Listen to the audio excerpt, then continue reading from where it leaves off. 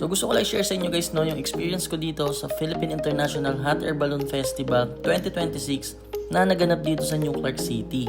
So napaka-solid ng event na to guys dahil nabigyan tayo ng media pass kaya ako nakapasok dito sa loob at makita ng malapitan yung mga hot air balloons.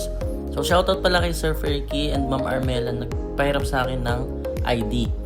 So yun guys, sobrang daming ganap dito at may mga sumayaw, may nagpalipad ng mga drones at nandito rin yung wish bus.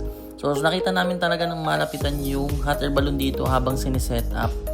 So dito guys may cultural dance din at syempre may sobrang daming pumunta dahil yun nga last day na to at itong event na to guys is 3 days siya.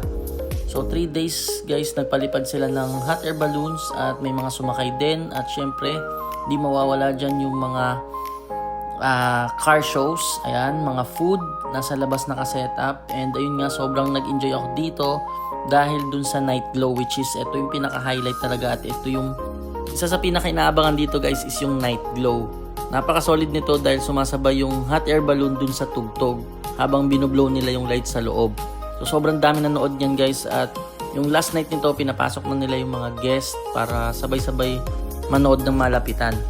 So yun, meron din kami na-meet dito ng mga artista at so overall guys, sobrang organized ng event na to at sana next year mapaganda pa nila para marami pang makapanood or makadiskubre ng event na to dito sa buong Pilipinas. So let's go!